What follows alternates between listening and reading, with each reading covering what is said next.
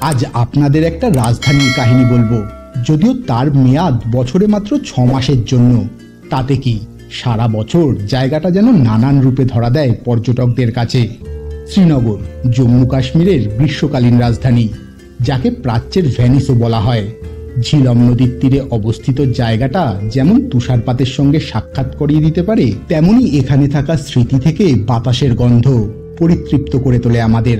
এখানে মন্দির মসজিদ থেকে সমাধি আপনাকে এক বিশ্ব সৌন্দর্যমুখার অভিজ্ঞতা দেবে।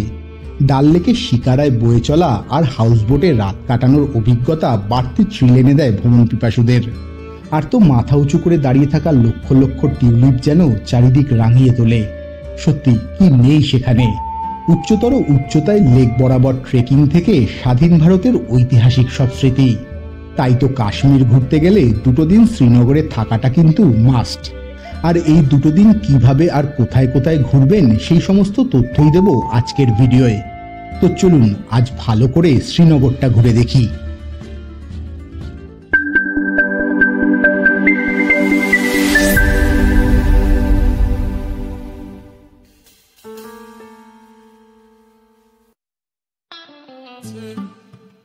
মহারাজ জম্মুলোচনের নামেই গড়ে ওঠা জম্মু শহরটাই গেটওয়ে অফ কাশ্মীর। একদিকে তাওয়াই, অন্যদিকে চন্দ্রভাগা নদীকে পাশে পাশে নিয়ে ঘিঞ্জি শহরটাকে পিছনে ফেলে প্রায় 10 ঘন্টার যাত্রাপথ। গন্তব্য 1700 মিটার উচ্চতার শ্রীনগর। হাজারো রাস্তার বাঁক, প্রতিটি বাঁকেই প্রকৃতি তার রূপ রস বদলায়। পথেই জম্মু শ্রীনগর জাতীয় সড়কের মাঝে রয়েছে নিরালা পাহাড়ি গ্রাম পাটনি-টপ। পাহাড়ের ঢাল জুড়ে বিছানো রয়েছে পাইন দেওদারের জঙ্গল। মূল রাস্তা থেকে বেশ খানিকটা উপরে উঠলেই দেখা মিলবে আপাত নির্জন পাটনি-টপ গ্রাম। দুপুরের লাঞ্চের জন্য এখানে খানিকটা ব্রেক নেওয়াই যেতে পারে। আবার গাড়ির চাকা এগিয়ে চলে মাইলস্টোনকে পিছনে ফেলে। আপারমুন্ডা, ঘানাবল, অবন্তিপুর, আরো কত সব নাম। কোথাও স্নিগ্ধ সবুজ বুগিয়াল, কোথাও বাগবাগিচা। ছোট্ট গ্রামের পটভূমি শুধু নাম নয়, দর্শনেও স্পর্শ করে যায় ভূস্বর্গের সৌন্দর্যের সঞ্জীবনী ভাণ্ডার। আচ্ছা, এই পথেই পড়ে গ্রিন টানেল। গোটা উপত্যকা জুড়ে মায়াবী আলোর রোশনাই। আকাশ ঘন নীল, কিন্তু মনে হতে পারে সুড়ঙ্গ কই। আসলে এ পথে প্রায় 3 কিলোমিটার লম্বা রাস্তা জুড়ে উইলো সবুজ সারিবদ্ধ গাছ, আকাশ ছোঁয়ার চেষ্টায়। ঘনত্ব এতটাই বেশি যে গাছের সারির মধ্যে ব্যবধান খুবই সামান্য। সত্যি কাশ্মীর ছাড়া ভূভারতে এরম প্রকৃতি আর কোথাও নেই। সেই স্বাদটা নিতে নিতেই শ্রীনগরে পৌঁছে যাওয়া।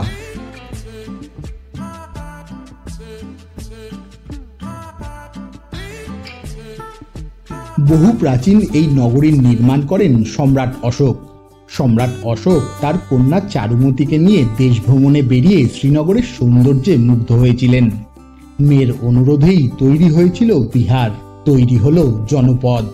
অপার্থিব এই সৌন্দর্যের নামকরণ করেন শ্রীনগর। 1730 মিটার উচ্চতায় পীরপাঞ্জিল পাহাড় শ্রেণীর কোলে ডাল, নাগিন, উড়াল লেক আর ঝিলম নদী নিয়েই এই শহরের বিস্তার। জম্মু থেকে প্রায় 295 কিলোমিটার দূরত্বে এই রাজধানী শহর।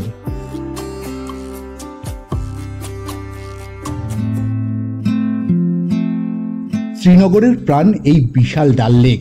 তার বুকেই রয়েছে সারি সারি শিকারা আর ভাসমান ঝাঁ চকচকে হাউসবোট। তারাভরা উজ্জ্বল কালচে নীল রঙা আকাশের নিচে সারিবদ্ধ হাউসবোট দখল করে নিয়েছে ডাল লেকের হৃদয়। 5 তারা হোটেলের সমস্ত সুযোগ সুবিধাই মজুদ। একেবারে রাজকীয় ব্যাপার স্যাপার। অন্দরমহলের কাঠের কারুকার্য বিস্ময়কর ও মনোমুগ্ধকর।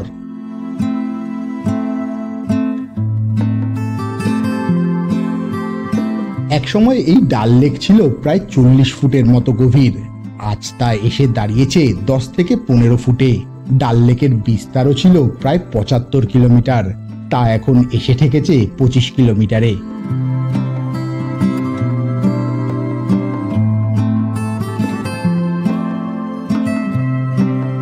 ডাল লেকের একমাত্র বাহন শিকারা। রাস্তার মতো লেকের শিকারায়ও ট্রাফিক জ্যাম হয়। লেকেই রয়েছে ভাসমান বাজার, যেখানে ভোরের আলো ফোটার সঙ্গে সঙ্গে হাজির হয় ব্যবসায়ীরা। নৌকায় দূর দূরান্ত থেকে আনা হয় নানান আনাজপাতি, মাছ, মাংস। চলে দেদার বেচা কেনা।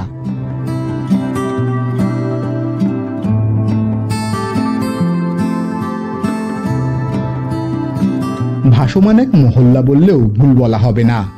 জলেই রয়েছে ভাসমান সেলুন, বিউটি পার্লার, ডাক্তারখানা, শাল কার্পেটের দোকান, ফুলের বাগিচা। সত্যি কি নেই সেখানে। এ যেন জলের ভাসমান জীবনযাত্রার জলচিত্র, যা ভারতের অন্য কোনো প্রান্তে দেখা যায় না।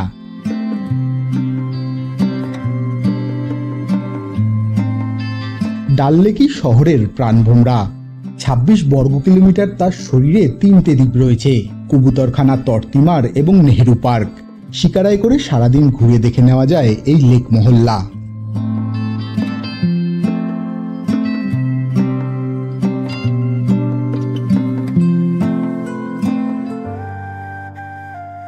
শ্রীনগরের আরেক বড় আকর্ষণ টিউলিপ গার্ডেন।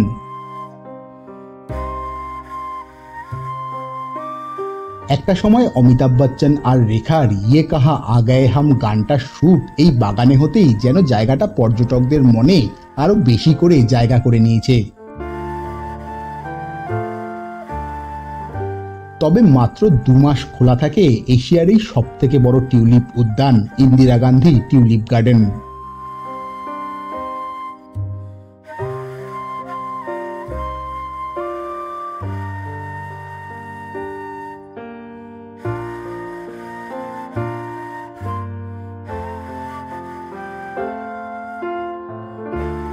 সময়টা বসন্তকাল, মানে ওই মার্চ এপ্রিল। কাশ্মীর উপত্যকায় নতুন পর্যটন মরশুমের সূচনা হয় টিউলিপ উদ্যানের উদ্বোধন দিয়েই।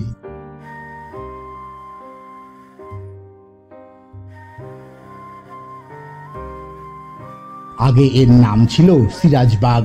২০০৮ সালে তৎকালীন কাশ্মীরি মুখ্যমন্ত্রী গুলাম নবী আজাদ নাম বদলে করে দেন Indira Gandhi memorial tulip garden.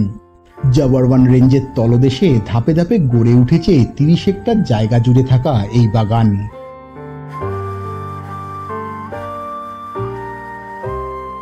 শ্রীনগরের আনাচে কানাচে ছড়িয়ে ছিটিয়ে থাকা অসংখ্য বাগবাগিচা, মসজিদ, নানান স্থাপত্য ঘুরে দেখে নিন।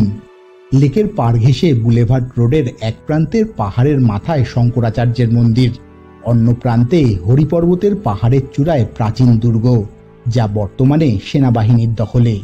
খ্রিস্টজন্মের প্রায় ২০০ বছর আগে সম্রাট অশোকের পুত্র বালুকা তখতি সুলেমান পাহাড়ের মাথায় একটি শিব মন্দির প্রতিষ্ঠা করেছিলেন। আদি শঙ্করাচার্য এই পাহাড়ের চূড়ায় উঠে মন্দিরে তপস্যা করেছিলেন। তারপর থেকেই ওই পাহাড়ের নাম হয়ে যায় শঙ্করাচার্য পাহাড়। গর্ভগৃহের শিব মন্দির থেকে পাখির চোখে ধরা দেয় কাশ্মীর উপত্যকা। ঝিলম নদী আষ্টেপৃষ্ঠে জড়িয়ে আছে গোটা উপত্যকাকে। দূরের পীরপাঞ্জাল পাহাড়ের সাজানো সংসার।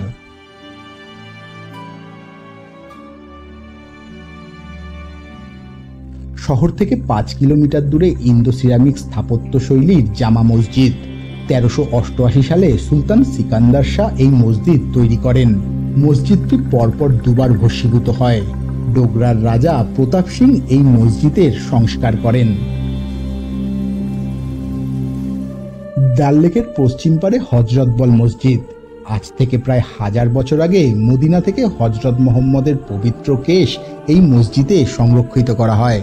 ধর্মপ্রাণ মুসলিমদের অতি পবিত্র এই মসজিদের গঠনশৈলীতে শ্বেতপাথরের কারুকার্য মুগ্ধ করবে।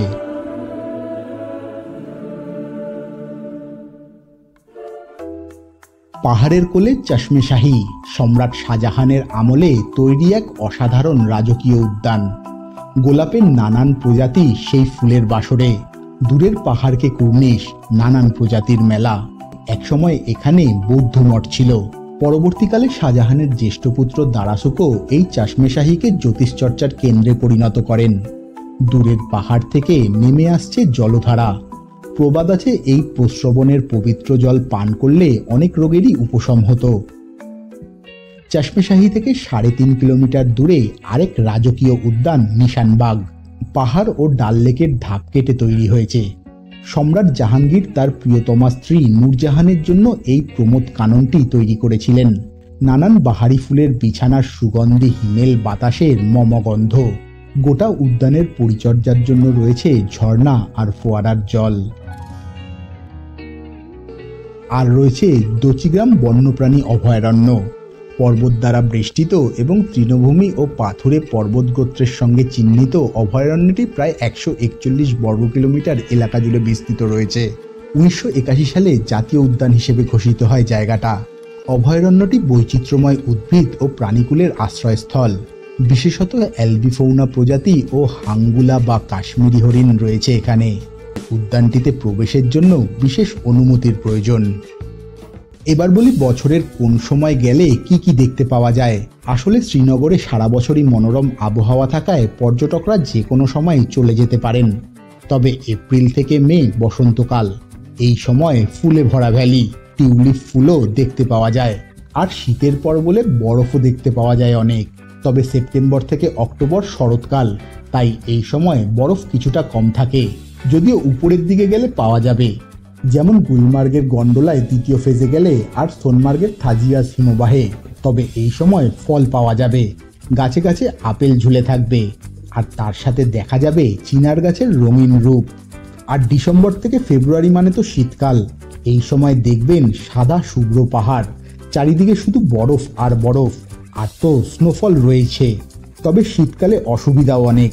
শীতে অনেক প্রস্তুতি নিতে হবে, রাস্তাঘাটও বন্ধ থাকে, যার ফলে অনেক জায়গায় যেতে পারবেন না, এমনকি আটকে পড়ারও চান্স থাকে বেশি। তাই আর কি সব দিক বিবেচনা করে নিজের সময় ও সুবিধা মতো বেরিয়ে পড়ুন ভূস্বর্গ কাশ্মীরের পথে।